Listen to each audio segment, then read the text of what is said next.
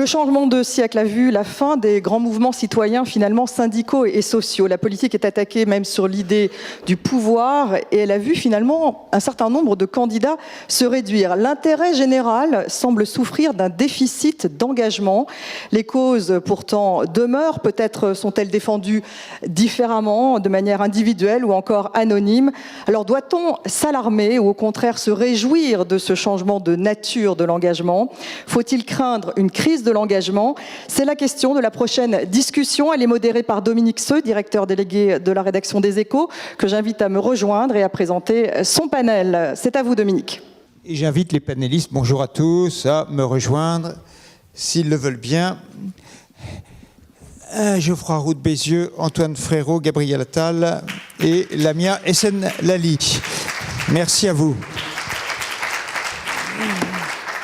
Alors, bonjour à tous. Nous allons apporter une contribution absolument essentielle à la question des horaires. Nous allons un peu raccourcir notre table ronde puisqu'elle était prévue pour 40 minutes et nous allons essayer de faire l'effort surhumain, parce qu'ils ont beaucoup de choses à dire, de la réduire à 25 minutes, voire 20 minutes. Donc vous allez voir, nous allons aller à l'essentiel. Peut-être, à ma droite, Geoffroy Roux de Bézieux, président du MEDEF, que beaucoup évidemment connaissent. Lamia Essen Lali, merci beaucoup d'être là. Vous êtes présidente d'une ONG, Sea Shepherd, qui s'occupe de la protection des océans. Vous allez nous en parler. Gabriel Attal, chargé de la jeunesse au sein du gouvernement, qui est assez occupé en ce moment et qu'on remercie d'être là. Et Antoine Frérot, le président, le patron de Veolia. Peut-être chacun d'entre vous, d'abord j'aimerais que chacun me dise un petit peu quel a été son premier engagement citoyen, s'il se souvient de ce premier engagement. Et puis, avant de parler de vos implications dans les lieux où vous travaillez, c'est-à-dire l'entreprise, l'associatif ou la politique, quel regard général vous portez sur cette question-là? Et avez-vous l'impression que les Français, mais les citoyens du monde, sont plus ou moins engagés? C'est difficile à lire, Stéphanie le disait tout à l'heure, on est entre les corps intermédiaires et les corps représentatifs sont vilipendés. En revanche, on voit des engagements individuels qui créent du collectif différemment, que ce soit les Gilets jaunes, que ce soit les manifestations au Liban, etc., voire peut-être, certains le diraient, les manifestations et les conflits sociaux qui sont en train d'arriver dans les jours qui viennent. Quel type d'engagement? Votre regard, on reparlera des entreprises, du MEDEF, etc., mais quel regard vous portez sur ces questions-là? Qui veut commencer? Ouvrez le bal. Antoine Frérot. Bonjour à toutes et à tous. Je répondrai à votre question à la fin, Dominique, sur mon premier engagement. Mais sur la question générale, moi je pense que l'engagement est de toutes les époques et de toutes les générations. J'ai amené quelques visuels que j'aurais voulu faire passer, mais c'était difficile. Voilà un premier visuel. Il dit engagez-vous, rengagez-vous dans les troupes coloniales. C'était une proposition d'engagement il y a 100 ans. Donc vous nous invitez à nous méfier des mots. On va y venir. Mais 50 ans plus tard, ça a changé. Voilà un autre visuel. C'est une planche d'Astérix le Gaulois, de Goscinny et d'Uderzo. Engagez-vous, rengagez-vous, qu'il disait, vous verrez du pays. Et on voit les malheureux soldats romains tout cabossés. Aujourd'hui, effectivement, l'engagement est toujours de mise, mais il a changé de forme, comme tout au cours de l'histoire. Et il est sans doute moins collectif, en tous les cas moins engagé dans la politique ou dans le monde syndical. Il peut paraître plus individuel, même si le bénévolat, le volontariat, les pétitions en ligne, c'est également une forme d'engagement collectif. Il y a donc différentes formes de l'engagement, mais il y a des différents ressorts. Et je pense que l'engagement est un moyen, plus qu'une fin. On vient de le voir, l'engagement peut être l'objet de propagande. Il peut avoir des ressorts ou des colorations égotiques, ou bien il peut avoir des colorations altruistes. Il ne faut pas se tromper. C'est bien la cause qui, me semble-t-il, qualifie l'engagement plus que le fait de s'engager soi-même. L'engagement peut être source d'allégresse, il est toujours source d'allégresse, mais si on le veut qu'il soit au service d'une cause altruiste, si on veut effectivement que son engagement ait de l'impact pour véritablement changer le monde dans le bon sens, je pense que tout d'abord, il faut agir dans un collectif. Il est difficile de changer le monde tout seul. Il faut tenir compte de ce qu'il est, et donc il faut faire preuve d'humilité. En fait, l'engagement, il ne se décrète pas, il se mérite. Gabriel Attal, on parlera un tout petit dans 2-3 minutes de ce que vous faites au ministère de la Jeunesse, mais vous, d'abord, cette contradiction incroyable de la politique qui est aujourd'hui rejetée, et on voit effectivement, c'était dit, moins de candidats à la politique, et en même temps, il y a une demande de politique. Partout, dans le monde entier, évidemment. Et donc, il y a une contradiction. Le personnel politique est rejeté, mais il y a une demande de politique. Oui, d'ailleurs, c'est une contradiction que j'ai entendue, y compris dans l'intervention qui précédait la précédente, du jeune homme qui était sur scène, avec finalement un engagement très fort, mais en même temps un discours qui consiste à dire « nous n'accepterons pas que vous fassiez ça, nous n'accepterons pas que vous fassiez ci, et nous demandons ça ». Donc finalement, on attend toujours beaucoup, y compris dans ces discours, des politiques et des pouvoirs publics, là où ma conviction, c'est que chacune et chacun, aujourd'hui, a la possibilité d'influer sur des grands équilibres, notamment collectivement. Moi, je ne crois pas du tout à cette idée de crise de l'engagement. Il n'y a jamais eu autant de bénévoles en France, il n'y a jamais eu autant de création d'associations, il n'y a jamais eu autant de signatures de pétitions, il n'y a jamais eu autant de jeunes qui ont émis des opinions. Et surtout, ma conviction, c'est que le politique n'a jamais autant lié la question de l'engagement au projet de société qu'il souhaite développer pour son pays. Quand Emmanuel Macron parle de société-providence, il veut dire que la providence ne doit pas être uniquement attendue du ciel ou de l'État, mais de chacune et chacun d'entre nous. Et que finalement, ce qui permet de réduire les fractures, de faire en sorte qu'on vive mieux ensemble dans notre pays, c'est que chacune et chacun apporte sa pierre à l'édifice en s'engageant. Mais l'engagement est challengé, ça rejoint un peu ce qu'il disait à l'instant, parce qu'il évolue dans ses formes. Moi, je ne crois pas que la question soit celle de l'individualisme dans l'engagement, mais celle de la recherche de l'efficacité à tout prix.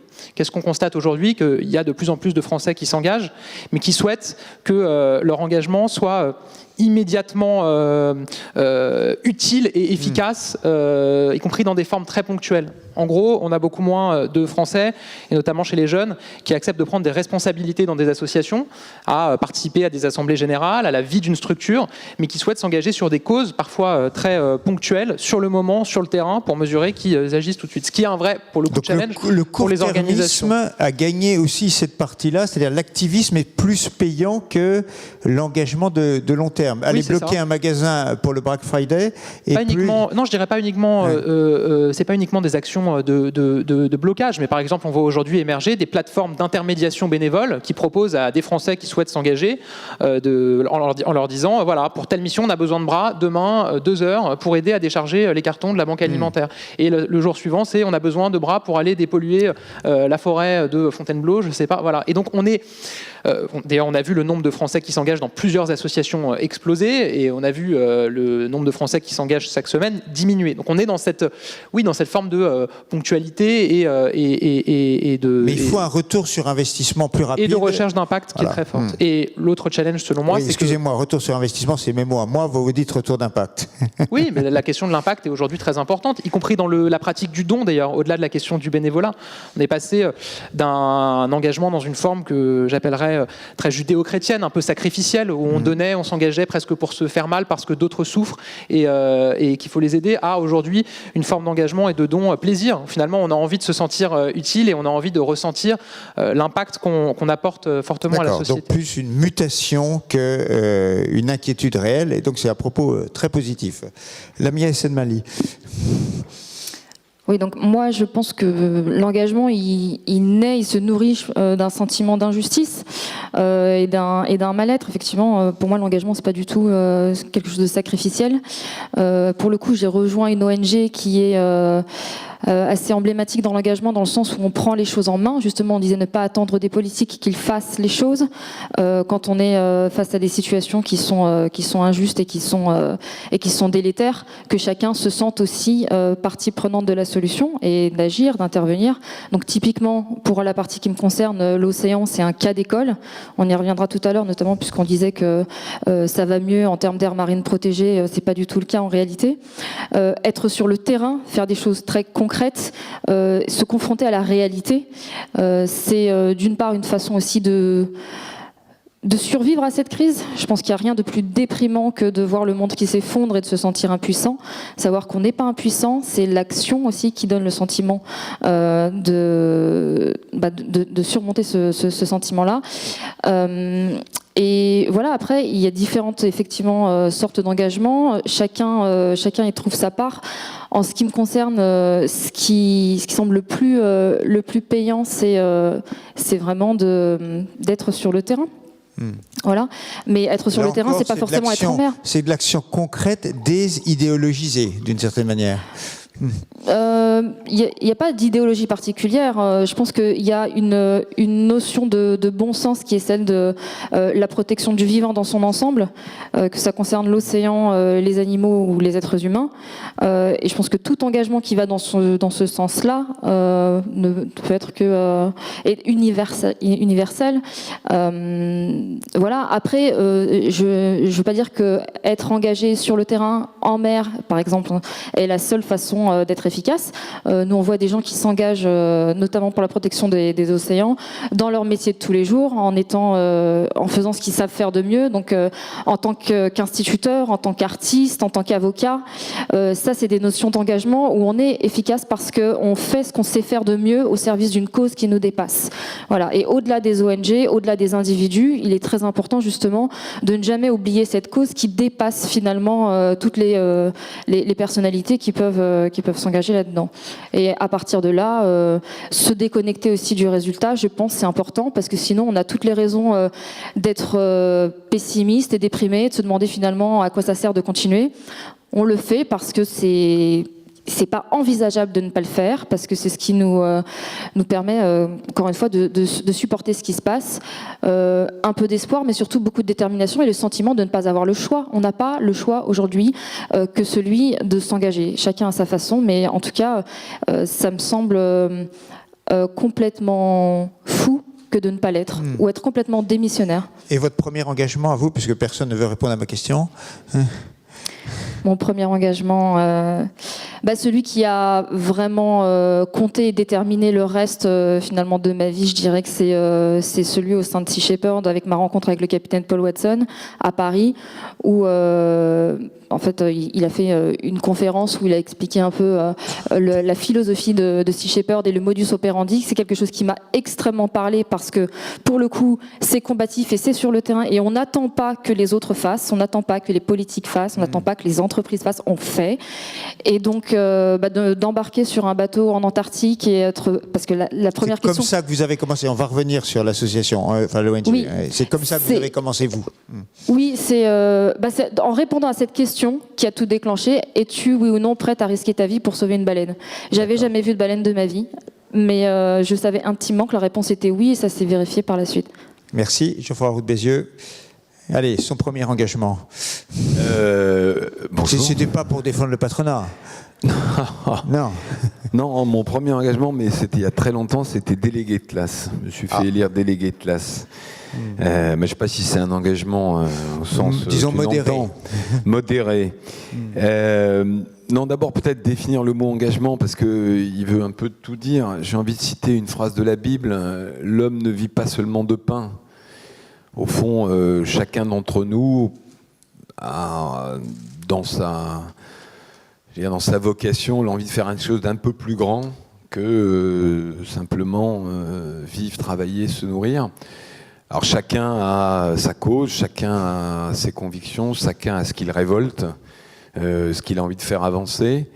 Et une société qui fonctionne, elle donne à chacun d'entre nous la possibilité de s'engager.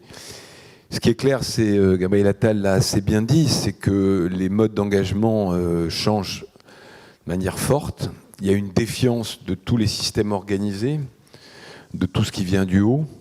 On le vit dans le monde syndical, au sens patronal, enfin employeur et employé. On le vit dans le monde des ONG, où il y a une espèce de créativité très forte. Hein.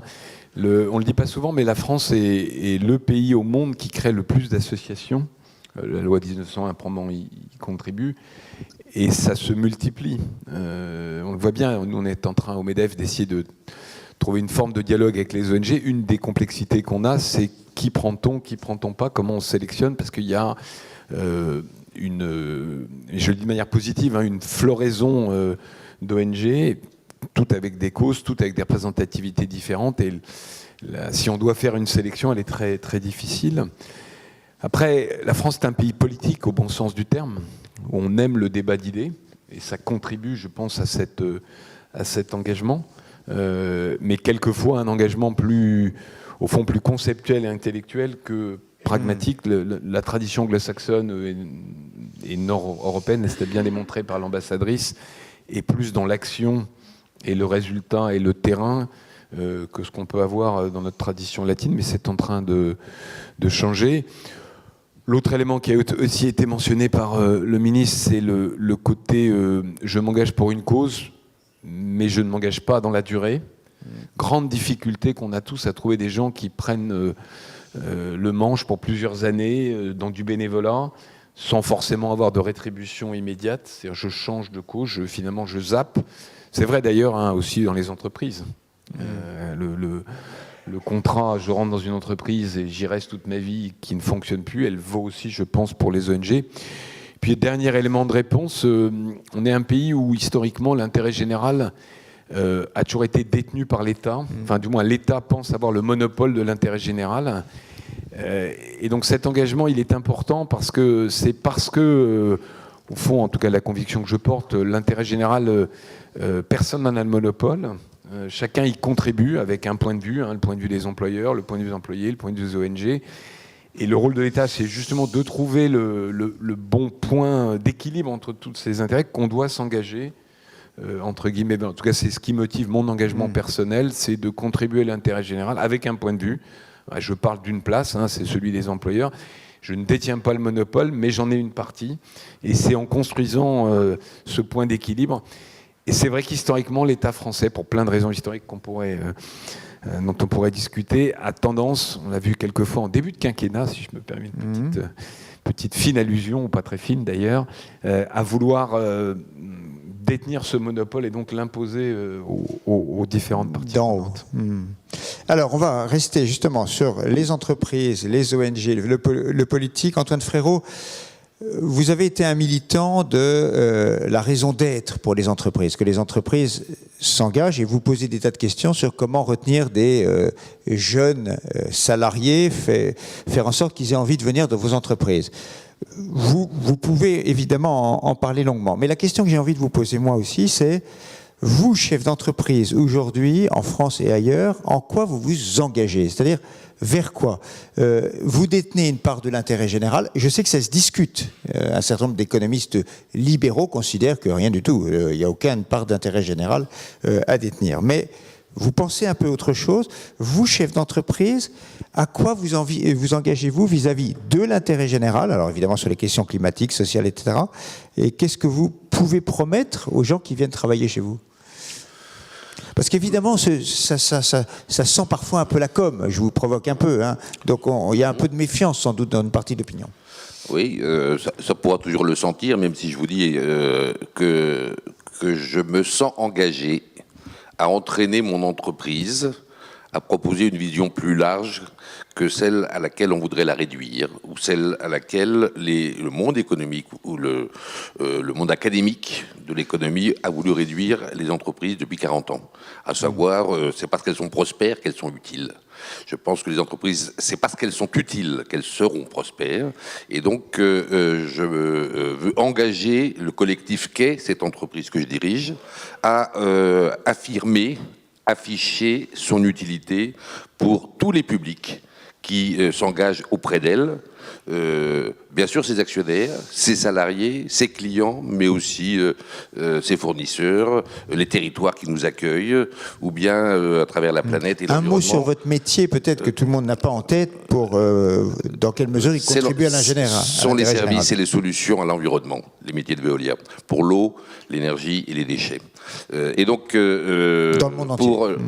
Il s'agit donc d'engager l'entreprise à viser à servir l'intérêt de tous ces publics qui s'engagent auprès de l'entreprise, car tous s'y engagent, y prennent des risques de formes différentes, d'ampleurs différentes, et de les servir avec le même degré d'exigence. C'est-à-dire que la RSE n'est pas seulement une cerise sur le gâteau, en plus des performances financières, mais que toutes ces performances pour ces différents publics sont logées au même niveau d'exigence. Au-delà de l'entreprise Veolia, j'essaye de faire partager ce credo en pensant qu'il en va de l'avenir de l'économie de marché.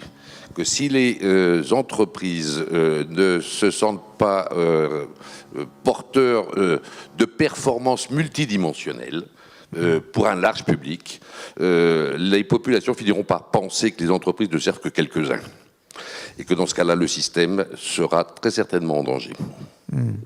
Si vous pensez qu'il est en danger l'économie de marché, mais en général, le libéralisme, le néolibéralisme, le capitalisme, s'il ne se passe rien, s'il n'y a pas une prise de conscience réelle de la part des entreprises, en gros, on va dans le mur.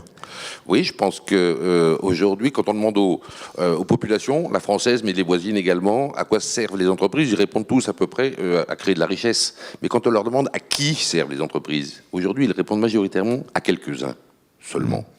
Ceci n'est pas exact, tout d'abord, mais c'est la perception. Et une réalité non perçue n'existe pas. Cette perception-là, si elle perdurait et s'ancrait, à savoir que les entreprises et donc le système économique ne devaient servir qu'à quelques-uns, oui, je pense qu'ils seraient condamnés.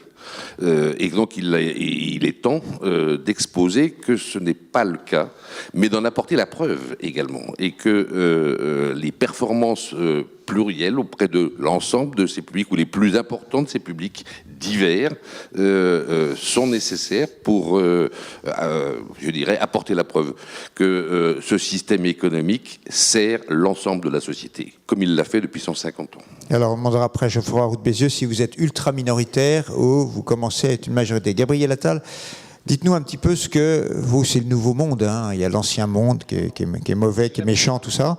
Le nouveau monde, lui, il est plein de promesses. Qu'est-ce que vous faites pour l'engagement des jeunes? Alors, il y a le service universel. Expliquez-nous un petit peu ce que... Eh bien, est-ce que ça marche d'abord? Et comment vous l'avez organisé? Alors, d'abord, moi, je veux juste rebondir très rapidement sur ce qui vient d'être dit. Moi, je suis en charge de la jeunesse, mais aussi de la vie associative et de l'engagement d'une manière générale au gouvernement. Et ce que je mesure au quotidien, c'est que l'engagement des entreprises, il est important pour les raisons qui viennent d'être parfaitement évoquées, parce que on voit bien que les derniers mouvements sociaux dans notre pays montrent qu'il y a besoin d'affirmer, de réaffirmer et de montrer que l'intérêt général n'est détenu par personne en termes de monopole, je vous rejoins totalement, mais qu'il y a des synergies d'acteurs différents autour de l'intérêt général. Je pense que la vraie nécessité aujourd'hui, c'est d'arriver à développer ça dans les territoires. Parce que l'engagement des grandes entreprises, je ne suis pas sûr qu'on le voit beaucoup depuis un rond-point. Et que pour moi, les PME, les TPE, les ETI peuvent tout à fait aussi s'engager. Beaucoup le font déjà. Elles étaient assez peu incitées à le faire fiscalement jusqu'à maintenant s'agissant du mécénat. On a changé ça. Et donc je pense que c'est important pour répondre à des mouvements qu'on a vu se développer, que ça s'incarne localement. Et moi, il y a un point que je vois au quotidien, c'est l'utilité de l'engagement des entreprises s'agissant de l'innovation sociale. On voit qu'on a des finances publiques qui sont limitées et qui ont donc tendance à se concentrer sur des actions qui ont déjà fait leurs preuves, qui sont absolument vitales aujourd'hui, s'agissant du soutien financier de l'État aux associations. Mais qu'on a besoin d'innovation sociale. Et qu'aujourd'hui, ce qui permet à l'innovation sociale de se développer dans notre pays, c'est souvent des entreprises qui, parce que c'est dans leur culture et parce qu'elles s'engagent financièrement pour le faire, prennent des risques. Je donne un exemple. Il y avait un problème en France depuis des années sur les sorties sèches de l'aide sociale à l'enfance et tous ces jeunes qui se retrouvaient finalement livrés à eux-mêmes. Et il fallait y répondre. Fondation BNP Paribas, Apprentis d'Auteuil, une association, se disent on va essayer d'y répondre avec une solution assez innovante. Ils le financent, ça fonctionne et derrière l'État On a repris cette solution qui avait été testée sur le terrain, qui avait été expérimentée, on l'a généralisée, on est en train de la généraliser sur tout le territoire. Donc on voit comment un engagement privé, d'entreprise, avec des associations, finalement arrive à être une forme de boussole pour l'État en permettant de tester des solutions. Pour répondre à votre question précisément, moi je pense qu'il y a 2 enjeux importants sur l'engagement aujourd'hui, et les jeunes, mais d'une manière générale, les Français, puisque les jeunes, par définition, le seront moins dans quelques années, et donc quand on agit sur les jeunes aujourd'hui, on agit sur la société, évidemment, à venir. Je pense qu'il y a une question qui est très forte, qui est celle de la valorisation de l'engagement. Moi, je pense qu'il faut assumer de dire que quand on s'engage, on le fait pour les autres, on le fait pour l'intérêt général, on le fait aussi pour soi. En tout cas, on en retire quelque chose et on doit pouvoir le valoriser. On développe des compétences quand on s'engage.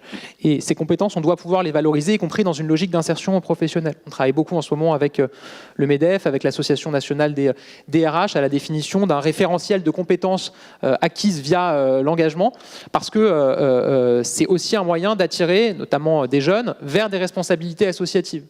La deuxième manière de le valoriser, c'est ce qu'on a porté avec le compte d'engagement citoyen. Aujourd'hui, depuis cette année, si vous êtes un responsable associatif bénévole, que vous faites plus de 200 heures de bénévolat par an, vous avez des points qui sont crédités sur votre compte personnel de formation. Donc on voit comment on arrive maintenant à valoriser l'engagement bénévole pour que ça donne des droits, entre guillemets, notamment le droit à la formation, dans une logique d'insertion professionnelle. Mais le pendant de ça, pour moi qui est essentiel, c'est celui de la démocratisation de l'engagement. L'engagement s'est très fortement développé, c'est vrai, mais on voit dans toutes les études qu'il reste très discriminant socialement. En tout cas, ça reste un héritage qu'on se transmet de familles engagées, en jeunes engagés. Ça reste très marqué aussi en termes de catégories socio-professionnelles, de niveau de diplôme. Et moi, la vraie interrogation que j'ai, c'est aujourd'hui, alors qu'on met entre guillemets l'engagement à toutes les sauces, et où y compris des entreprises disent qu'elles attendent des salariés, des personnes qui candidatent pour les rejoindre, qu'elles soient engagées, parce que ça dit beaucoup sur une personnalité, une personne. C'est en gros le bas du CV qui devient le haut du CV, comme on l'entend de plus en plus. Le vrai enjeu, c'est de permettre à tous les Français et à tous les jeunes de s'engager, quelles que soient leurs origines, notamment sociales, parce que sinon on va reproduire des inégalités et des discriminations qui existaient auparavant. J'ai échangé avec un jeune récemment qui me disait « J'ai fait un entretien pour une grande école ». Qui m'ont fait un oral, puis ils m'ont dit il venait d'un milieu très difficile, et ils lui ont dit c'est très bien, vous avez parfaitement réussi par l'école de la République, vous vous êtes construit, vous avez travaillé à l'école, vous arrivez devant nous aujourd'hui avec des résultats qui sont absolument formidables. Mais au fond, vous n'êtes pas engagé. Sur votre CV, on ne voit pas d'engagement. Et il a répondu, oui, je suis désolé, en fait, je suis né d'une mère célibataire, j'ai 4 frères et sœurs, et en fait, quand je sortais de l'école, il fallait que j'aille en chercher un à l'école, que je fasse les devoirs de l'autre, etc.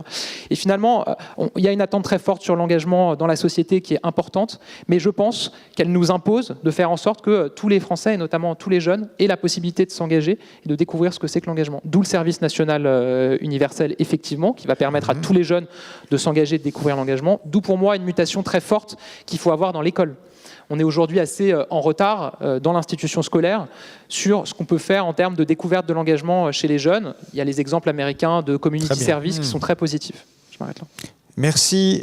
Lamia Essemali, est-ce que... alors, on entend les entreprises et l'État qui disent, bon, on va travailler tous ensemble avec les ONG. Vous dites... enfin, qu'est-ce que vous dites? On peut travailler ensemble ou, en fait, on est quand même dans des engagements qui sont différents et il ne faut pas être un peu bisounours, il ne faut pas se dire qu'on va tous travailler ensemble pour le bien commun. On a des méthodes parfois d'opposition, et c'est légitime, parce qu'il y a une génération sur les questions climatiques, d'océans, etc., qui attend d'autre chose. On peut travailler, s'engager ensemble, tous les corps, entreprises, États, ONG, où en fait on est forcément quand même un petit peu dans des oppositions les uns par rapport aux autres pour que ça avance, concrètement. En fait, je pense que c'est d'abord et avant tout une question de personnes. Et on parle de cette envie d'engagement avec des catégories socio-professionnelles qui seraient plus ou moins engagées.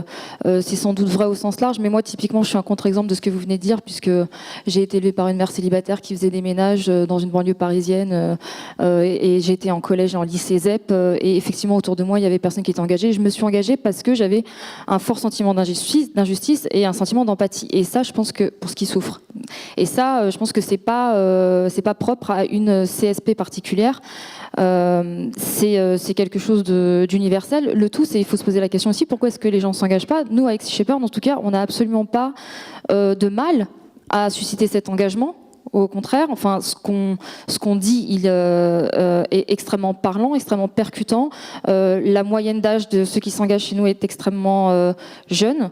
parce que c'est concret, parce que c'est pas du faux semblant, parce que on montre par l'exemple que des choses qui semblent impossibles sont possibles. On montre par l'exemple qu'on peut faire la différence soi-même.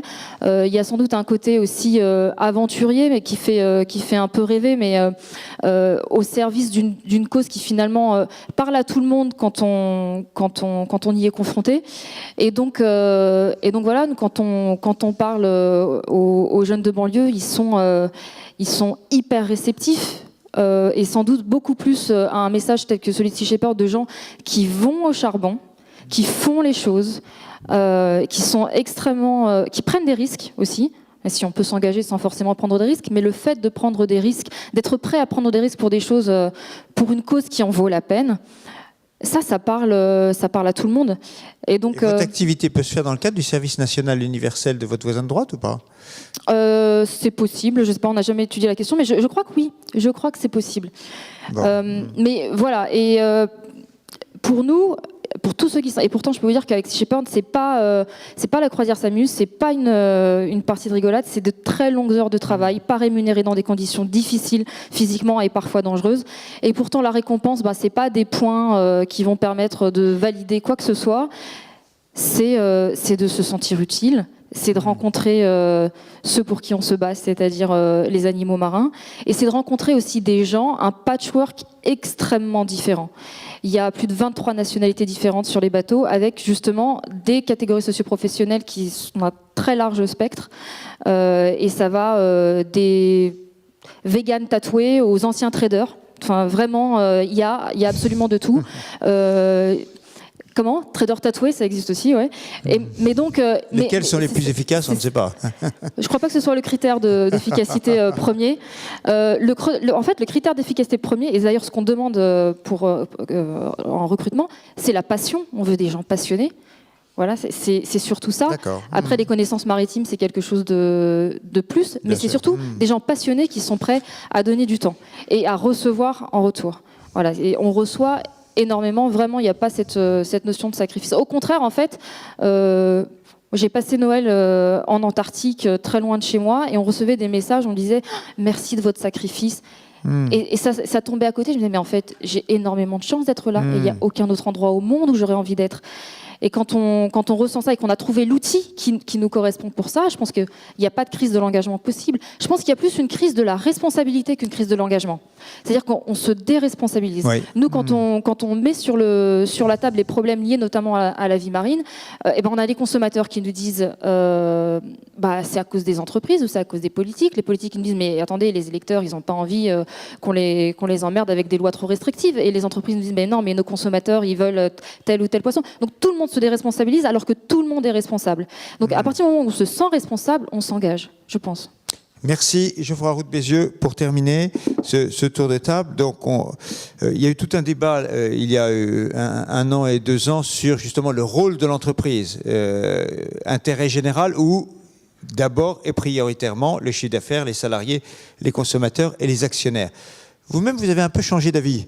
Pendant votre campagne pour l'élection du MEDEF, vous étiez plutôt hostile à cette évolution. Cette promesse électorale, c'est ça ? Voilà. Et vous avez un tout petit peu tourné. Quel est un petit peu votre état d'esprit là-dessus, le rôle de l'entreprise ? On a fait un choix clair, puisque le MEDEF s'est doté d'une raison d'être. Donc c'était un choix en anglais on dirait endorsement de la loi Pacte. Donc il y a des débats qui existent. En gros, vous connaissez l'historique, c'est l'école de Chicago, Friedman, qui dit en gros, en créant de la prospérité, elle contribue à l'intérêt général parce que les richesses sont partagées entre les différentes parties prenantes et tout le reste, c'est de la littérature. Je pense que c'était vrai en 1960, on oublie, mais 60 aux États-Unis, il y avait une assez grosse crise de la croissance économique, et donc il fallait peut-être reparser le balancier, les taux d'imposition étaient élevés, etc., etc. Aujourd'hui, on ne peut plus, soit par conviction, soit par intérêt, soit pour les deux, on ne peut plus manager, faire croître une entreprise sans s'intéresser à son environnement au sens très large.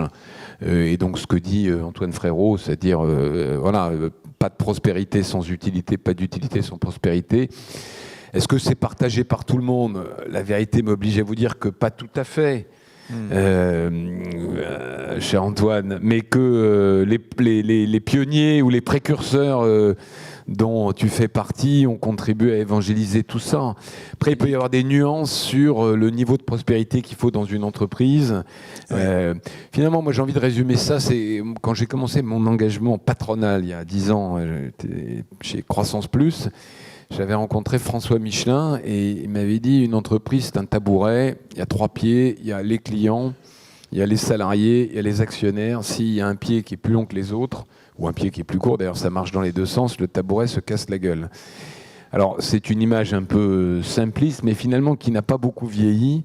On est dans un système où il faut qu'il y ait un équilibre. Il y a peut-être une période récente où, en tout cas pour les entreprises cotées... parce que dans ce trépied, il n'y a pas les externalités et le long terme. Mais bien sûr qu'elles... Alors, pardon, ça c'est une autre question, Dominique. Non, pardon, alors je vais peut-être compléter, hein, si tu me laisses 1 minute pour compléter. Ce trépied doit être équilibré et l'environnement immédiat, c'est-à-dire, je sais pas quoi, les pouvoirs publics, les maires, etc., font partie de ce trépied. Il y a un deuxième problème qui se pose à nous et qui est à nouveau, et que la raison d'être, au fond, auquel la raison d'être ne répond pas, c'est que il y a maintenant dans le défi climatique, effectivement, des externalités où le payback des investissements est beaucoup trop lointain pour laisser simplement le marché agir. Très concrètement, les investissements pour changer de modèle de production sont des investissements qui, dans 90% des cas, ont un payback économique qui est négatif. C'est-à-dire que ça coûte plus cher de faire les mêmes produits avec moins de CO2. Et donc c'est là où effectivement on sort de simplement la raison d'être de l'entreprise. Il faut que les États collectivement et la gouvernance mondiale... Donc la main visible de l'État vient compléter la main invisible du marché. Mais bien sûr, elle ne fonctionne plus. Pourquoi la main visible de l'État? Parce qu'elle n'est pas très invisible, hein, la main de l'État, ça se saurait. Pourquoi? Parce que quand vous dites à un producteur de ciment, il faut produire du ciment avec 50% de CO2 au moins, il n'y a pas de payback parce que le client n'est pas prêt à payer le sac de ciment 50% plus cher. Donc il faut que l'État dise, par un système de taxation carbone, ben oui, ceux qui vont produire du ciment moins cher vont être récompensés, ceux qui vont produire du ciment plus cher vont être punis. Il n'y a pas d'autre solution. Après, il y a beaucoup de complexité dans ce que je viens de dire. Mais oui, on sort du mécanisme normal. Merci à vous 4 pour cette table ronde. Échange passionnant. Et Stéphanie, Merci. pour la suite.